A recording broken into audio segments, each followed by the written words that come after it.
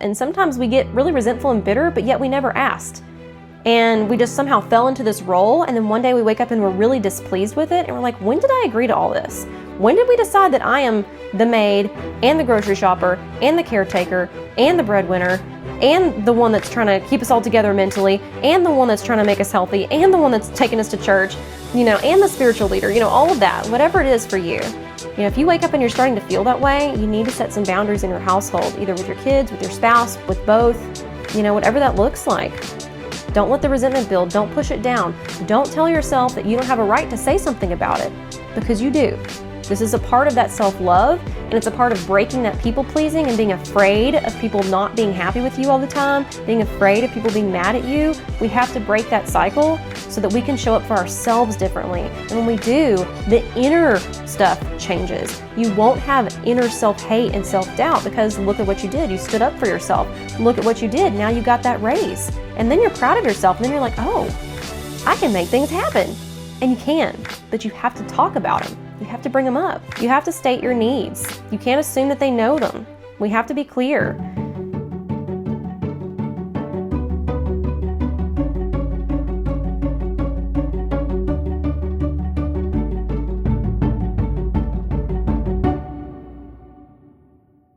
I'm Lindsay McKinnon, and this is Eyes to See, where we heal from hurts, traumas, and toxic relationships. This is part 3 of the series on boundaries, and we're going to learn exactly what are the warning signs that we need a boundary. How do we know when we need it? How do we know where to put it? How do we know who to put a boundary on? So remember to please click subscribe so that you can get notified of the future videos in this series and other series like this. Okay, so how do you recognize that it's time to set a boundary? We've got to pay attention to our emotions and the patterns in our life. God designed our emotions to be indicators, just like warning lights on our car dashboard. So like your check engine light, your low tire pressure light, those are warning signs for your car that it needs help, it needs attention, it needs, a boundary like, hey, stop driving me until you change my oil. So when you feel a strong recurring negative emotion in a situation, don't ignore it. It's likely signaling that something is up. So here are some signs and some red flags that you need a boundary. You feel resentful towards someone in your life. You feel drained, exhausted, or overwhelmed. You feel like you're being taken for granted. You feel afraid to say no, or you feel guilty for prioritizing yourself. All 5 of those are huge red flags. So for example, maybe you always help a friend when they need something, but they never seem to return the favor. They're never there when you call them and need them.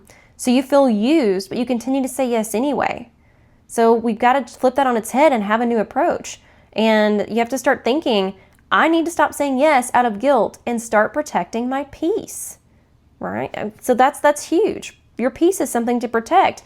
In the other boundaries video right before this one, I talk about thinking of boundaries as a fence with a gate around your garden. And your garden contains things that have been given to you. That's your mind, your peace of mind, your peace in and of itself, your time, your talents. Those are the things to protect. Your peace is most definitely one of those things. So resentment is something to talk about here because this is huge. Resentment is that bitterness that you feel that builds up when you just really feel taken advantage of or just totally not appreciated. If you find yourself thinking like, I do everything around here and nobody even cares. I do so much for them and they don't even care. Or I always say yes, but deep down, I'm angry about it. I'm angry. That indicates that you said yes when your heart capacity said no. When your whole actual capacity said no. Maybe you just don't have it in you. So remember that resentment is a huge sign that a boundary is needed. Huge sign.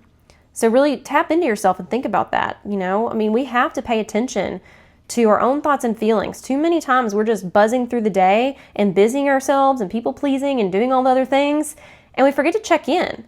Check in and think, am I feeling resentful about this?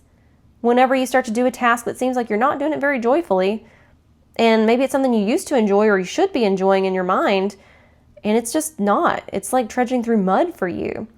You've got to check that. So before automatically saying yes, do the check-in with yourself and maybe try setting a limit. Lisa Turker says that not every assignment is your assignment. And I really like that, because as Christian women, a lot of times we think that, oh, God brought this to the table. Oh, this is a chance for me to step up. Oh, he must want me to do this because she asked. Oh, there's a need and I'm supposed to go meet it. Not always. Not always.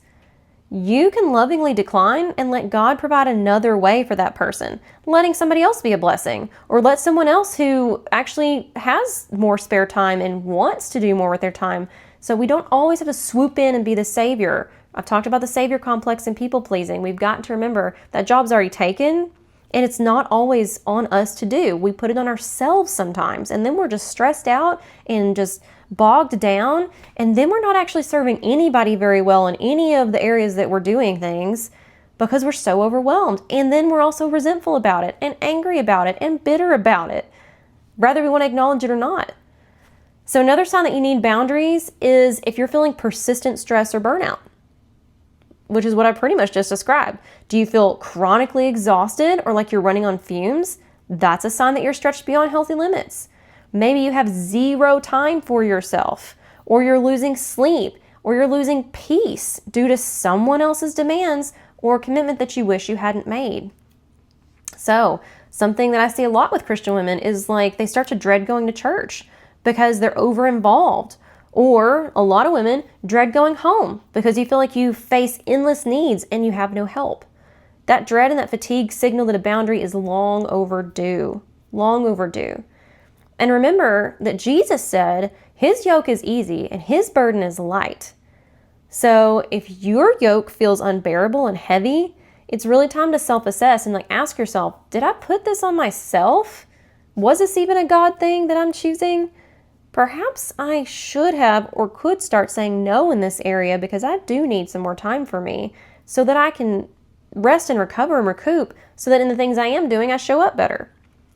So if you also are feeling anxiety about a person or a situation, and it kind of goes hand in hand with that burnout or that overcompensating or that over-obligating, if your phone rings and you see a name and your heart just jumps in a bad way, or it just drops and you're just like, oh man, that could be a huge clue. Maybe that person is always asking for something, or they bring drama and it just disturbs your mind and your mental space. If you get anxiety from that, a boundary needs to be set. I had a person in my life that every time they called, lo and behold, it was going to be an hour-long conversation, pretty much where I spoke maybe 2 minutes out of that hour. And it got exhausting. And I realized it about 4 times in, maybe sooner, maybe 3. I really actually did something about it 4 times in because I was sick of feeling that way. I would look at the phone, think, oh, man, I really don't have time for what this conversation is probably going to be. And it doesn't actually serve anyone. It's not a growth conversation. I'm always down to have conversations that are helpful, but this wasn't like that. And it was just time consuming and it sucked from me. And I knew it was taking from me because when I would get off that phone call, I was angry. I would have road rage all of a sudden, or I would just get home and just be like, oh, I just wasted all that time. And I don't typically feel like that. So that told me that was a warning sign. That was a check engine light. Hey, you need to set a boundary with this person. It's not serving you these conversations, and therefore you're not serving them either. It's not doing the Christian good person thing to sit there on the other line just seething the whole time, or getting off the phone and seething, and then it's affecting the rest of your evening or your day. So I got to where now I see that name, I don't dread it anymore because I answer and I say, hey, I got 10 minutes. What's going on? Now, that's an easy thing because it's more of a work-related situation. It's not so much like a loving, caring, like a family member, I might would address it a little differently, but now that's what I do. And when it starts to get towards the end of that 10 minutes, I say, hey, I'm about to have to go. Do you have anything else for me? Do you need anything else from me? And that's setting and enforcing that boundary. So that fixed that horrible pit in my stomach when I would see that name on my phone, and then the anger and the bitterness that I would have after I got off the phone and felt like all that time was wasted and nothing even came of it.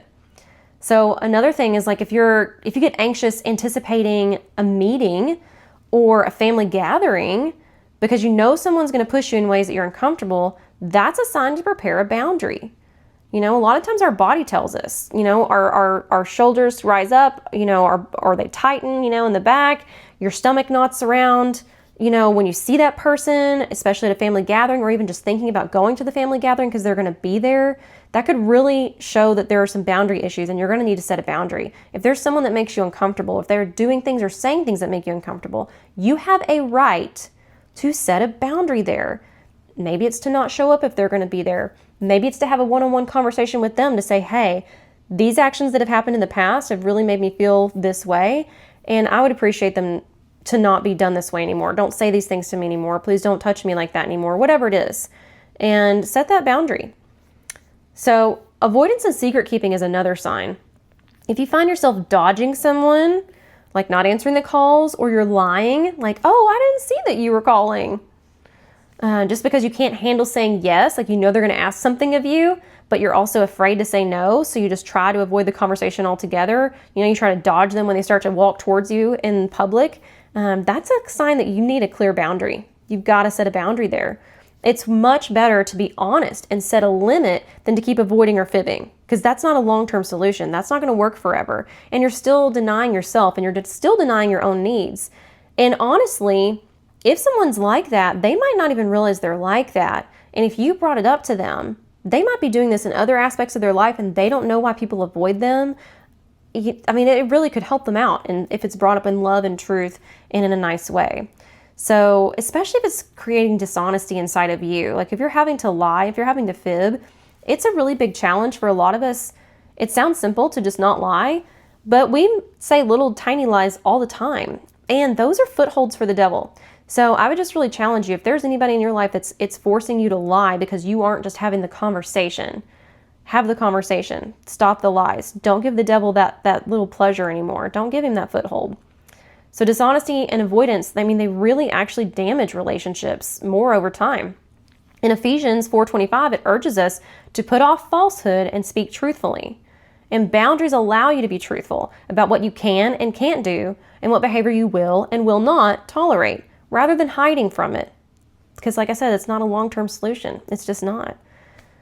And if you're feeling overwhelmed or like you're the only one who can or will do something, that's a sign that a boundary needs to go up. If you think, I have to do this or else it won't get done, we need to check that. Sometimes, yes, that's true, but a lot of times it's not. And it's a sign that maybe you haven't allowed others to step up, or others have conveniently stepped back because you always just jump in and fill the gap. You might need to take a step back. Give them a chance to step up. You can tell the other people in your household, hey, I'm not the only one that has a driver's license and keys to the car. You can go to the grocery store too. You can make sure that we have eggs and milk too. I work full time and I do this and I do that. You can also step up. I need your help here. Sometimes, we have to ask for help, and sometimes we get really resentful and bitter, but yet we never asked. And we just somehow fell into this role, and then one day we wake up and we're really displeased with it, and we're like, when did I agree to all this? When did we decide that I am the maid and the grocery shopper and the caretaker and the breadwinner and the one that's trying to keep us all together mentally and the one that's trying to make us healthy and the one that's taking us to church, and the spiritual leader, all of that, whatever it is for you. If you wake up and you're starting to feel that way, you need to set some boundaries in your household, either with your kids, with your spouse, with both, whatever that looks like. And at work, if you're doing tasks beyond your role consistently, a boundary or a conversation about that role clarity is needed. It really is, because it will just build up. If you agree to a certain job at a certain pay with certain responsibilities, and then all of a sudden they put XXX responsibilities on you, but didn't change your pay, didn't change your title, and that's upsetting you, and you feel used, it is better to go to your boss and say, hey, this isn't what I signed up for. This isn't what we agreed to. I believe that I should be compensated this for this. It's kind of like closed mouths don't get fed thing. You have not because you ask not. A lot of times people aren't seeing things from our perspective, and they don't know if we don't speak up for ourselves. You've got to advocate for yourself. Don't let the resentment build. Don't push it down. Don't tell yourself that you don't have a right to say something about it, because you do. This is a part of that self-love, and it's a part of breaking that people-pleasing and being afraid of people not being happy with you all the time, being afraid of people being mad at you. We have to break that cycle so that we can show up for ourselves differently. And when we do, the inner stuff changes. You won't have inner self-hate and self-doubt, because look at what you did. You stood up for yourself. Look at what you did. Now you got that raise. And then you're proud of yourself. And then you're like, oh, I can make things happen. And you can, but you have to talk about them. You have to bring them up. And at home, Like I said, if you're carrying the load of the cooking, the cleaning, the finances all alone, then it might be time to discuss some boundaries or some agreements so that others share in that responsibility. You have to state your needs. You can't assume that they know them. We have to be clear. And you might be overwhelmed just simply because you haven't said, I need your help with this, or I cannot keep doing all of this. And it also, I have a whole lot of information to say on that in a marriage realm, but specific requests are important instead of just, I need help, which is, an overwhelmed statement. I'm flooded right now and I just don't even know what to say other than I need help. But in a good sit down conversation, it's something like, can you please do the laundry on Tuesdays and Fridays, and I'll do the laundry the other 3 days? Or you can say, can you please pick up the kids this day, and this day? Or I will grocery shop every other week if you'll grocery shop every other week. And share in that load. Make a plan together. Your partner is your partner, hopefully. Unless they're narcissistic or they're abusive, they're not your enemy. Okay? So remember that. Your partner is your partner. Come to them with your needs. They're supposed to be that person for you. You're that person for them, right? So, you also may need a boundary if you're experiencing a loss in joy and peace. So, in Colossians, it says that God's peace is like an umpire in our hearts. So think about that. If we're not feeling that peace, that's another warning sign. If you consistently have no peace about a situation or a relationship, something is not aligned. Your spirit is warning you. So for example, if every time you agree to help a particular friend, you feel like this heavy cloud instead of joy, and you're not helping them with a joyful heart, that could be the Holy Spirit nudging you to reconsider. And that perhaps you're enabling something, and perhaps you're enabling them rather than actually helping. Or you simply just have no bandwidth, and God isn't actually asking you to do it at all. And he's more like, nope, girl, I didn't send you to go do that. I was asking you to go home and take a bath and take care of yourself. So using that discernment and just paying attention to that. That's why we check in with ourselves. I said yes to this, and now how do I feel? And I weigh that before I make most decisions, even small ones, like simple ones. I've talked about it in my first boundary episode. A woman calling me for a walk on a day when I knew I had work I needed to do. I waited for like hours to decide if I was going to say yes to that or not. And I pretended in my mind, I was like, okay, pretend like I just said yes. How do I feel? Why do I feel this way? Okay, pretend like I said no. How do I feel? Why do I feel this way? That's a self-check-in. That's really assessing if I'm saying yes for the right reasons or if I'm saying no for the right reasons. It's important to do that, to weigh that with yourself. And, also if being around a certain person just steals your joy because of how they treat you, a boundary definitely can restore your joy. And it might be a boundary of not having them in your life or not having them in your life at certain times or certain days, or after maybe they are really, really ugly to you after they come home from work or something, or they get off work and they want to hang out. A friend, just takes it all out on you. You might only hang out with them on the weekends. We have to discern and use different strategies to adjust the people in our life. And you have a right for that. You don't have to just be present just because somebody says that they want to see you. If you're not in a place to see them because they might kind of take more from you than they give, you can say no. You have a right to that. So, I will say too that losing that joy and that peace, it's a result of not setting boundaries because it perpetuates that self-doubt and that self-hate.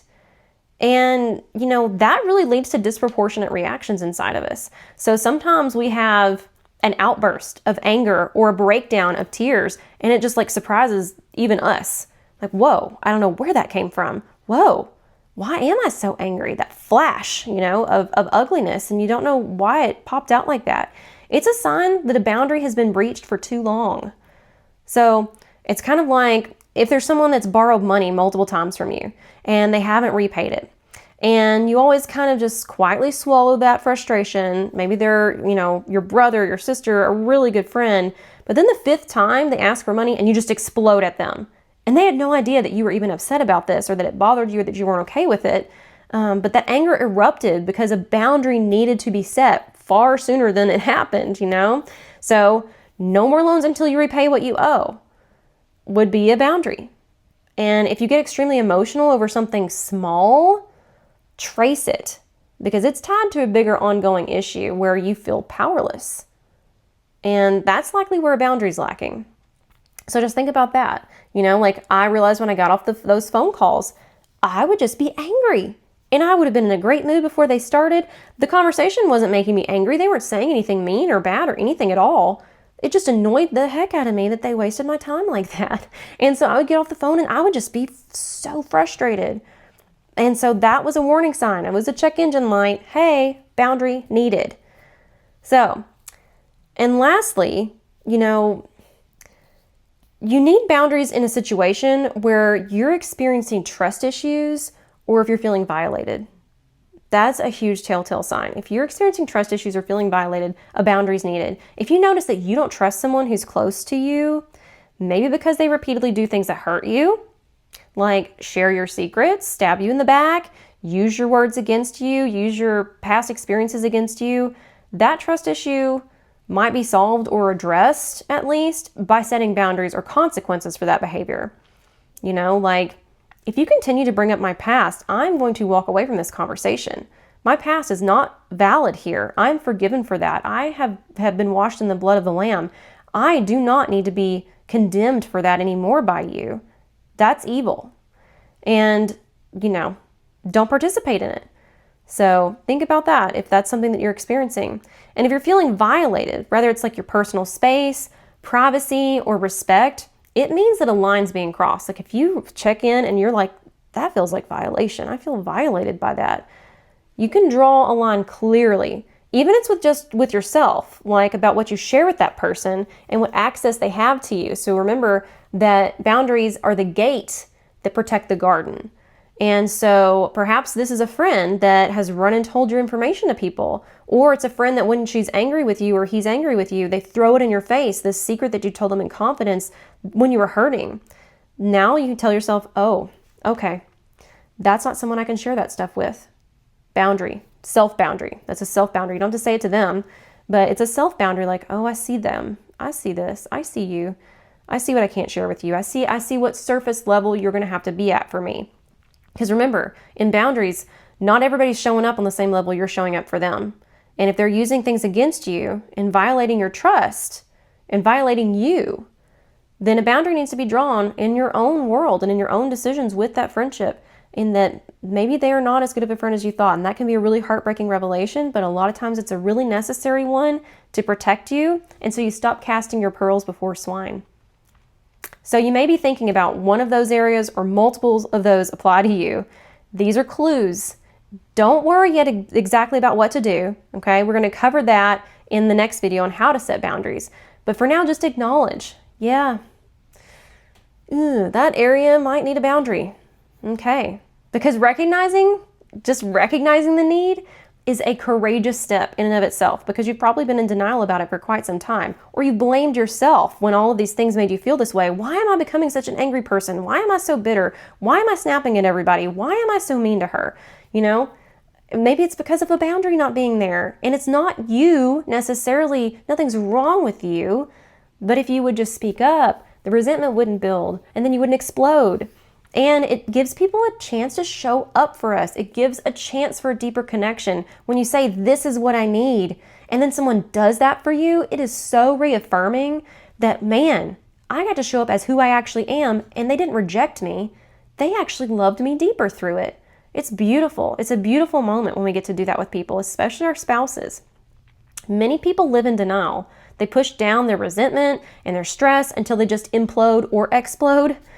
But you're bravely shining light on the problem just by recognizing it. So congratulations on that. That's a win that you should celebrate. And God's truth often begins with bringing things into the light. No longer hiding from it, no longer sweeping it under the rug. Nothing can stay in the darkness. We got to bring it out so that we can deal with it and face it. The monsters are a lot bigger with the lights turned off. When we turn the light on, we realize that they're not that big anymore. And so one more spiritual insight on recognizing a need is to definitely pray. Pray for wisdom. Sometimes we just genuinely don't know why we feel off. So you can ask God. You can say, Lord, search my heart. Show me if there's a boundary I need to set for my good and for your glory. God, you can ask God to show you boundaries. You can ask him to show you where one's needed and when one's needed. In James 1:5, it says if we ask for wisdom, God gives it generously. So he might, for example, bring to your mind, hey, you need to set a boundary with how much you're counseling that friend. It's actually enabling them rather than helping them. Or maybe he'll say something to you like, it's time to speak to your relative about those comments that hurt you. It's time to put that to rest. The Holy Spirit can convict or guide us to set boundaries, just as he convicts us of sin. So because failing to have boundaries can lead us into sin, like bitterness or neglecting our primary responsibilities, it's really important to go to God and ask for guidance in that, because you don't want to be a liar. You don't want to fib because you're just trying to avoid a person. You don't want to be angry and bitter. You don't want to snap at people that don't deserve it. You don't want to hate yourself. You don't want to have resentment in your heart. So I really, really advise for you to repeat this after me, and I would like for you to write it down. Put it in your car, put it on your bathroom mirror, put it in your purse, because this needs to be your go-to anytime that you experience pushback, which you're going to experience when you attempt to set a boundary. Whether it's pushback from an outer source or pushback from inner source, like your own mind and things that you've heard before, and that guilt trip or the guilt trip from an outer source, or like inside you feel mean when you set a boundary or guilty for setting a boundary, you've got to say this out loud. Write it down, get a pen. Are you ready? This is important. It really is. Boundaries are good. Boundaries are healthy. I have permission to set boundaries in my life. That's it, but it's revolutionary. Boundaries are good. Boundaries are healthy. I have permission to set boundaries in my life. Okay?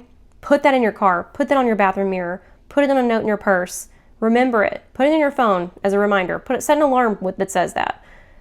You've got to remember that. When someone's giving you pushback, and when that guilt starts to come, which we've talked about false guilt versus true guilt, when that guilt starts to come, you say, nope. Boundaries are good. Boundaries are healthy. I have a right to set boundaries. It's combating the lies with the truth, because those three statements are true. So stay tuned for the next video. Please click subscribe. In the next one, we're going to learn how to set a boundary step by step. And it's one thing to know that you need a boundary. It's a whole other one to communicate it and to enforce it. So especially if you've never done it before, you're going to have to anticipate pushback, and that will be the video following that one. So that's what we're going to tackle next in this series. Please be sure to like and subscribe, and I hope you have an amazing day. I hope that this helped you. Leave comments if you would like. I read the comments, I'll respond to the comments, and they help me to develop my other future videos and what you may need and answer questions. I love you. Have a good day.